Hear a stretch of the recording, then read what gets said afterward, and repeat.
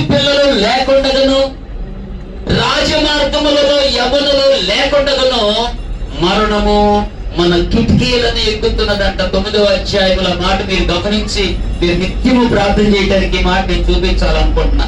చూడండి ప్రియ దేవుని బిడ్డలారా, మరణము 9వ అధ్యాయం ఇర్మియా గ్రంథము 9వ అధ్యాయంలో అంటున్నాడు. ఈ మాట చదివి సాయం చేయండి. 9వ అధ్యాయము 21వ వచనంలో ఇలా చదవండి. బైబిల్ చదవగలిగిన వాళ్ళందరూ చదవండి గట్టిగా.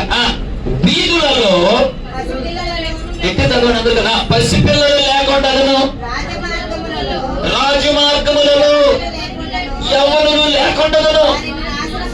చూసారా, యవన పిల్లలని, యవనస్తులను, పసిపిల్లలను నాశనం చేయటానికి మరణము మన కిటికీలో ఎక్కుతున్నది.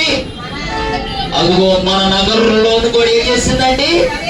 మన నగరంలోనికి ప్రవేశించింది. నగరంలోనికి తిరుగుతుంది. ఎవరు మింగుతుందా అని మరణముకు పొంచి ఉన్నది. అపవాది తిరుగుతున్నది. అంత మాత్రమే కాదు, కరోనా కూడా తిరుగుతుంది. మళ్ళీ కరోనా రెండోసారి మొదలైందంట. ఇక ఆంధ్రాలో 3 కేసులు వచ్చినాయంట. వైజాగ్ లో 1 కేసు, ఇక్కడ రాజమండ్రి దగ్గర 1 కేసు, మళ్ళీ విజయవాడ దగ్గర కూడా మన విజయవాడ దగ్గర కూడా 1 కేసు వచ్చిందంట. అందరూ అంటున్నాడు అలర్ట్గా ఉండండి, జాగ్రత్తగా ఉండండి. ఫంక్షన్లో నలుగురు ఉండే చోట, బస్ స్టాండ్లో, తర్వాత రైల్వే స్టేషన్ లో కంపల్సరీగా మాస్క్ ని ఈ ప్రార్థనా స్థలాల్లో కూడా ఉపయోగించమని పట్టణ వార్తలు కూడా నిన్న మొన్న వార్తలు వచ్చేసింది. చాలా అలర్ట్గా ఉండాలా. కరోనా ప్రభావం మరలా దాని ప్రభావం ఎలా ఉంటుందో మనకి మన జాగ్రత్తలో మనం ఉండటం మంచిది. ఈ మధ్య కాలంలో ఒక దైవజనుడు ప్రవచనం చెప్పాడు వినండి. ఒక ప్రవచనం ఏంటంటే, ఈ 2 నెలల్లో ఏదో ఒక కీడు ప్రపంచం మీదకి, మరి ముఖ్యంగా మన భారతదేశం మీద కీడు రాబోతుంది. అది ఎలాగొచ్చిందో మాకు తెలియదు, రాబోతుందని దైవ సేవకు ప్రవచించాడు. ఇంకోటి అన్నాడు, ఈ 2 నెలలు మీ దగ్గర ఉన్న డబ్బులు ఎంత పడితే అంత ఖర్చుకోబెట్టుకోవద్దు, అది కొంచెం అమౌంట్ ని జాగ్రత్తగా పెట్టుకోండి. ఎలాగుంటుందో తెలియదు. ఒకసారి కరోనా వచ్చినప్పుడు 3 నెలలు 2 నెలలు ఇంట్లోనే కూర్చోవలసి వచ్చింది. పనులు లేవు, పాటలు లేవు. 3 నెలలు దేవుడు మనల్ని నిజం కాకులు పోషించినట్టుగా అటు పోషించాడు, అప్పుడు పోషించాడు. హల్లెలూయా. ఏలియా కాకులతో పోషించినట్లు మనందరిని కాపాడి పోషించి అందరూ ఎలా రకరకాలుగా నశించిపోయిన మనల్ని మాత్రము ఏమి కలగకుండా కాపాడాడు, అపాయం రాకుండా. మరి ఇప్పుడు దైవజనులు ప్రవచనాలు చెబుతుంది ఏంటంటే, మీరు జాగ్రత్తగా ఉండండి, కరోనా బయలుదేరింది. డబ్బులు, మీ దగ్గర ఉన్న డబ్బులు చాలా జాగ్రత్తగా చేసుకోండి. అమౌంట్ కొంత మీరు ఉండేలాగా వ్యర్థమైన ఖర్చు వద్దు అని బైబిల్ సేవకుడు చెప్పాడు. గమనించండి, కొన్ని విషయాల్లో జాగ్రత్తలు తీసుకోండి. మరి మరణమేమో నగరంలోకి వచ్చింది, సాతానేమో గర్జించి సింహంలోకి తిరుగుతున్నాడు. మరణం అనేటువంటి ఒక కరోనా కూడా మన ఆంధ్రప్రదేశ్ కూడా ప్రవేశించిందంట. ఇప్పుడు నీవు చాలా జాగ్రత్తగా ఉండాలి. కాబట్టి మరణం నుండి, వ్యాధి నుండి, కీడు నుండి, అపద నుండి, సాతాను నుండి తప్పించేది ఎవరంటే మనం ఆరాధించే ప్రభువే. హల్లెలూయా, హల్లెలూయా. అందుకని అంటున్నాడు, రోదనము చేయి స్త్రీలను కనుగొనండి. రోధించేవాడు, ప్రార్థించేవాడు కావాలి. మన సంఘములో, మందిరములో పడి ప్రార్థన చేసే కొంతమంది స్త్రీలు దేవునికి కావాలి, సంఘానికి కూడా కావాలి. వారి ఇరువురే కాదు, మన సంఘములు అనేక మంది ప్రార్థన పనులు లేచుదురుగాక. గంటల ప్రార్థనలు మన కుటుంబాల కొరకు, సంఘాల కొరకు, అభివృద్ధి కొరకు, పరిచయం కొరకు, దేశ క్షేమం కొరకు, రక్షణ కార్యాల కొరకు మన సంఘములో నిత్యము ప్రార్థించే ఆత్మలను, ప్రార్థన పరులను దేవుడు వారితో కూడా నింపి నడుపునుగాక. నిజంగా తన ప్రార్థన దేవుని కృప బిడ్డకు తోడై ఈ రోజు నాగేంద్రాన్ని కాపాడాడు. దేవునికి మహిమ కలుగునుగాక. ప్రవేశించింది నగరంలో. అయితే ప్రియులారా, ఒక మాట చెప్పి నేను ముగింపుకు వస్తాను. ఎందుకంటే పల్లొన్నది కనుక 3 మాటలు ఇక్కడ నేను చూపించేస్తాను. కాబట్టి నగరంలోనికి ఏమేమి ప్రవేశించిందంటే, ఒకటి, ఎవరు మింగుతున్నా అని గర్తించు సింహాలి సాతాను తిరుగుతున్నాడు. ఏ ఇంటికైతే ప్రార్థన కంచెడుదో ఆ ఇంట్లోకి వచ్చేసేస్తాడు, అపహరిస్తాడు, వ్యసనము కలిగిస్తాడమ్మా. రెండవది, మరణము వెంటాడుతూ ఉన్నది. ఇంట్లో నుండి బయటికి వెళ్తే ఎలా వస్తారో మనకు ప్రమాదాలు గురవుతున్నారు. మన స్టోర్పురంలో 8 మంది బయలుదేరారు. మార్కాపురం దగ్గర బయలుదేరి కారులో ఆ పని చూసుకుని రిటర్న్ అవుతున్నారు. వేగంగా కారు వెళుతూ ఉన్నది. ఎదురుగా లారీ వస్తుంది. కారు వెళ్ళిపోయి ఆ లారీ కరెక్ట్ గా చక్ర సద్దులకి తీసుకుపోయింది. అక్కడికక్కడే 6 చనిపోయారు. 3 ఇంట్లో, ఒక తల్లి, కూతురు, కొడుకు, మనవడు, మనవరాలు, చిన్న పిల్లలు ఇక్కడ బతికారు. తగ్గిన 6 అక్కడికక్కడే spot dead. 6 body post mortem తీసుకుని స్టోర్పురం తీసుకొస్తే 6 శవాలను ఒక్కసారి సమాధి చేయడం అంటే ఎంత ఆశ్చర్యం అంటే, నేను దైవజనులు ఎస్కేల్ పాస్టర్ గారు అందరం కలిసాము. అక్కడ 6 శవాలు, 3 శవాలు ఒక చోట పెట్టి 3 బెడ్లు ఎట్లుందంటే, అల్పి దేశంలోనంట ఇంటింటికి ఒక శవం ఉందంట. అప్పుడు దేవుడు ఉత్తరత వచ్చినట్టు ఇంటి ముందు శవాలు పెట్టుకుని గోళ్ళు ఏడుస్తుంటే ఆ స్తోత్రపురం అంతా కూడా పోష ఊరు సమాధుల్లో ఉంది. పోలీసులు వచ్చారు, ఎమ్మెల్యేలు వచ్చారు, వీడియో తీశారు. ఎందుకంటే 6 ఒక్కసారి చనిపోయారు. 3 ఎవరొస్తారు పెళ్లి కానీ ఎవరొస్తారు, 3 ఎవరు బిడ్డలు పెళ్లి కాని.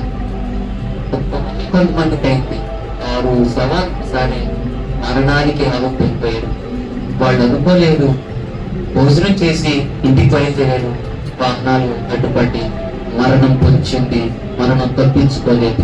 అయితే ప్రియులారా, దేవుని వాక్యం సెలవిస్తుంది, మరణము నగరంలో ప్రవేశించింది. మరణం తప్పించుకోవాలంటే, దుష్టుడిని తప్పించబడాలంటే దేవుడు మనకు తోడై ఉండాలి. హల్లెలూయా. మరణం తప్పించుట యెహోవా వశమని బైబిల్లో కీర్తనలో ఉన్నది.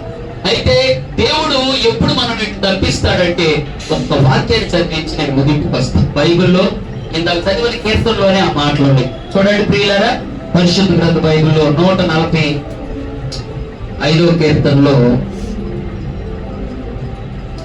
17 వచ్చిన కాబట్టి 18, 19, 20 వచ్చినాల్లో 3 మాటలు మనకు కనపడతాయి. నేను తనకు మొరపెట్టు వారందరికీ, తనకు నిజముగా మొరపెట్టు వారందరికీ యెహోవా సమీపముగా ఉన్నాడు. తన యందు భయభక్తులు కలిగిన వారి కోరిక ఆయన నెరవేర్చు. ఆయన వారి మొర ఆలకించి రక్షించు. యెహోవా తను ప్రేమించు వారిని కాపాడును.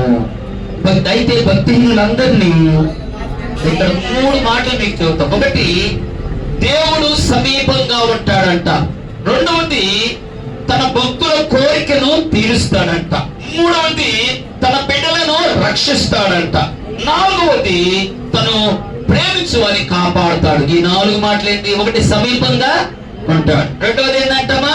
భక్తుల కోరికలను తీరుస్తాడు. మూడవది, తన ప్రజలను ఆయన రక్షించుకుంటాడు. అది అపవాదైనా, సాతానైనా, రోగమైనా, మరణమైనా తప్పిస్తాడు. 4వ మాట ఏంటంటే, కాపాడువాడు.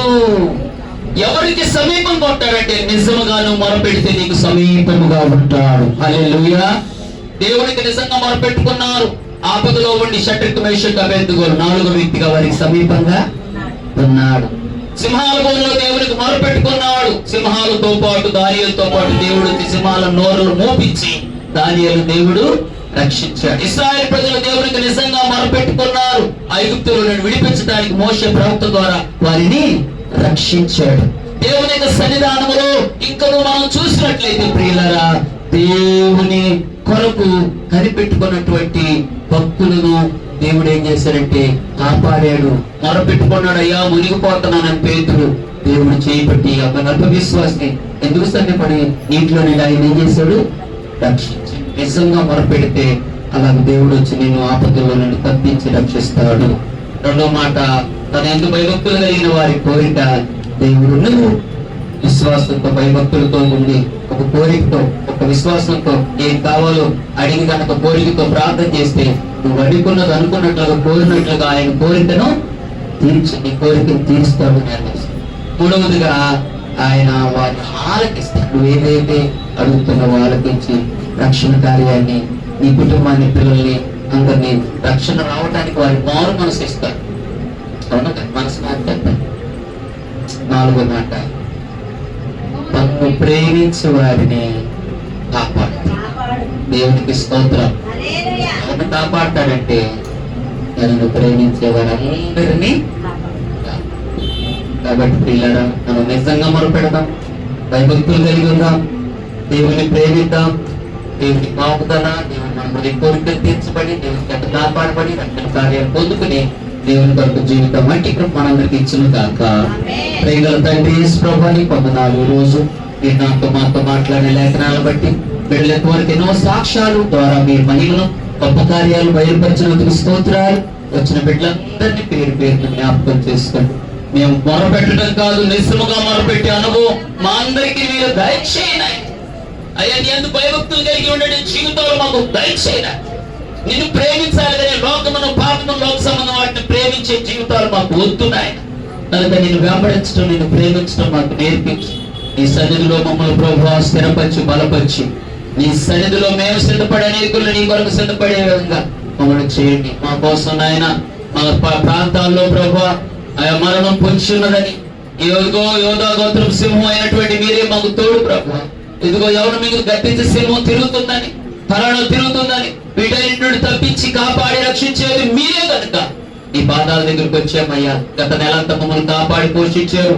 ఈ జూన్ మాసము మొదటి దినము నుండి ఈ నెలంతా కూడా మా పనులలో, ప్రయాణాల్లో, ప్రార్థనలో, మా యొక్క ప్రతి కార్యక్రమంలో కుడియడములకు తొట్టుపడకుండా, ఎక్కడ అపజయం కలగకుండా, ఎక్కడ అయ్యా అనారోగ్యం పాలు కాకుండా మమ్మల్నేమి, మా కుటుంబాలనేమి, మా పిల్లలనేమి, మా బిడ్డలందరినీ కూడా మీరు దీవించి ఆస్వాదించి ఈ సన్నిధి మాకు తోడుగా వచ్చి మీరే కృపలతో బలపరచమని యేసు నామమున ప్రార్థిస్తున్నాం తండ్రి. తలలు వంచితే బల కొరకు సమీపంగా మనందరం కూడా సిద్ధపడదాం.